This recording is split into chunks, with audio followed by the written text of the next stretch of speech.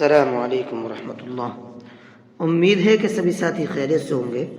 تو دیکھیے آج کی ویڈیو آپ کے لیے سب سے زیادہ امپورٹنٹ ہونے والی ہے، کیونکہ دیکھیے ہم لوگوں نے سارے مسائل قرآن پڑھنے کے سیکھ لیے ہیں، ساری باتیں ہم سیکھ کر کے آ چکے ہیں الحمدللہ۔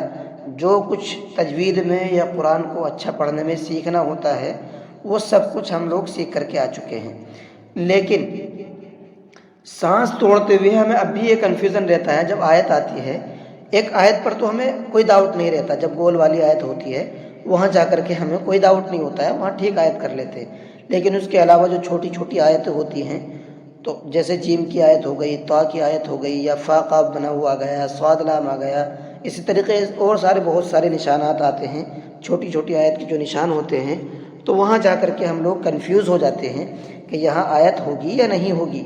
یہ تو ہم سیکھ چکے ہیں کہ آیت ہوگی تو کس طریقے سے پڑھیں گے، لیکن آیت ہوگی یا نہیں ہوگی یہ چیز ہمیں شک میں ڈال دیتی ہے۔ تو یہ چیزیں، علامات، یہ ساری چیزیں آج کی ویڈیو میں ہم سیکھیں گے۔ تو گزارش ہے کہ آج کی ویڈیو کو پورا دیکھیں، اور اس ویڈیو کو آپ کو میں ایک بار بتا رہا ہوں، بار بار دیکھنا پڑے گا، کیونکہ ایک بار میں یہ چیز سمجھ میں نہیں آئے گی۔ بہت ساری آیات کے نشانات ہیں جو آتے ہیں قرآن کریم میں، جو ایک بار میں سمجھ میں نہیں آئیں گے، اس ویڈیو کو بار بار دیکھنے میں سمجھ میں آئیں گے۔ تو چلیے بات کو زیادہ لمبا نہ کرتے ہوئے میں آپ کو سمجھاتا ہوا چلتا ہوں۔ تو آج کی جو تختی ہے ہماری تختی نمبر 26، علامات وقف، یعنی آیت کرنے کے، وقف کرنے کے جو علامات ہیں، جو نشانات ہیں جو قرآن میں آتے ہیں، وہ چیزیں یہاں پر آئیں گی۔ چلیے پڑھتے ہیں۔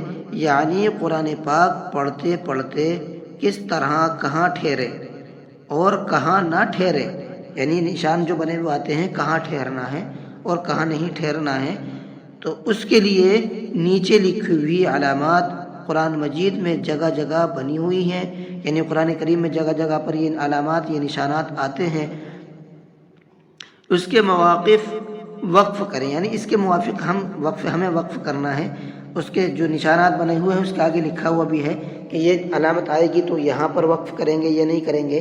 تو چلیے ہم اس کو سیکھ لیتے ہیں۔ تو یہ دیکھیے یہاں آپ کا یہ جو کولم ہے یہ والا، اس کولم کے اندر آپ کے وہ علامات ہیں جو قرآن میں آتی ہیں، اور یہ والا جو کولم ہے بڑا والا، اس بڑے کولم کے اندر ہر علامت اور نشان کے آگے اس کا رول لکھا ہوا ہے کہ اس پہ آیت کرنی ہے یا نہیں کرنی ہے، یعنی اس کے آگے یہ اس طرح سے رول لکھا ہوا ہے۔ تو یہ دوسرا کولم ہے آپ کا، یہ علامات جو قرآن میں آتے ہیں، اور یہ اس کے نیم ہیں کہ یہاں پر آیت کریں گے یا نہیں کریں گے۔ تو چلیے شروع کرتے ہیں۔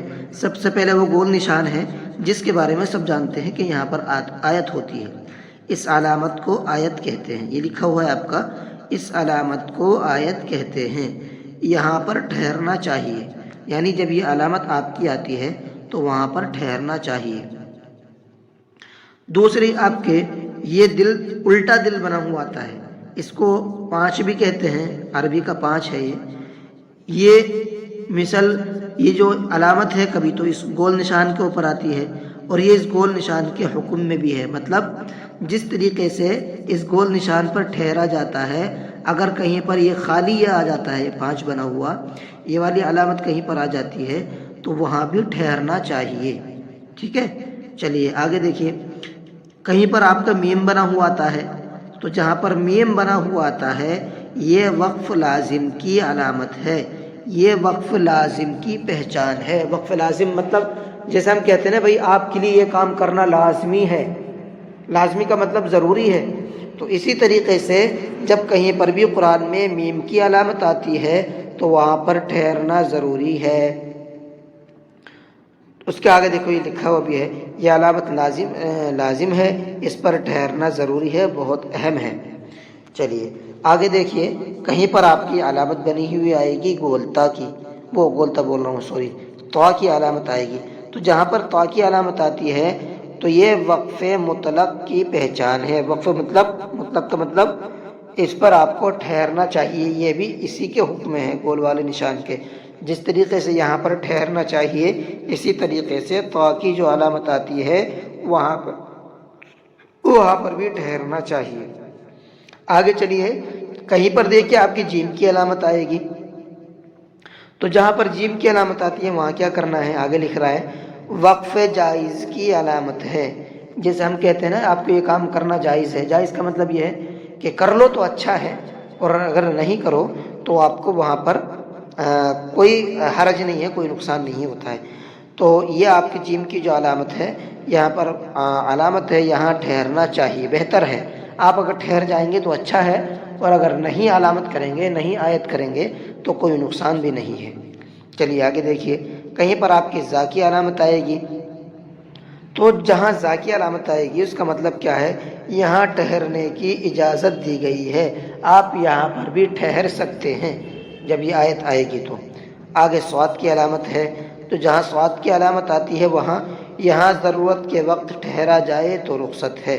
मतलब आपको सांस आयत लंबी है और बीच में स्वाद की अलामत आ गई, तो आपको लंबी आयत तक सांस पहुँचाने पर तो बड़ा हरज होगा, आपको लंबा सांस करना पड़ेगा। तो इसलिए बेहतर है कि आप स्वाद की जो अलामत आ रही है यहाँ पर ठहर जाए, तो आपको कोई हरज नहीं है, किसी तरह का नुकसान नहीं है। इसी तरीके से काफ़ की अलामत आती है कहीं पर, तो काफ़ का मतलब है यहाँ ठहरने में कोई हरज नहीं है, ठहर सकते हैं यहाँ पर भी। तो देखिए, अब तक आपकी जो भी अलामतें आ रही हैं, इसमें से कुछ तो ऐसी हैं जो करना ज़रूरी है, कुछ ऐसी हैं जो कर भी सकते हैं, कर लो तो अच्छा, नहीं करो तो कोई ज़रूरत नहीं है। कुछ अलामत ऐसी है कि वहाँ पर ठहरना ज़रूरी है। इसी तरीके से काफ है, इसका मतलब ये है कि पिछली आयत जो अलामत आ चुकी है वो यहाँ पर भी है, यहाँ पर भी आप ठहर जाएं तो अच्छा है, और नहीं ठहरे तो कोई हरज नहीं है। चलिए आज के सबक को हम सिर्फ यहीं तक रखते हैं। तो गुजारिश है कि आप इस वीडियो को बार बार देखें ताकि आपको ये अलामतें ठीक से समझ में आ जाएं और कुरान करीम पढ़ने में आप कहीं पर कोई गलती ना करें। चलिए क्लास को ख़त्म करते हैं। अल्लाह ताला हमें सबको अमल की तौफीक अता फरमाए। अस्सलामु अलैकुम वरहमतुल्लाह।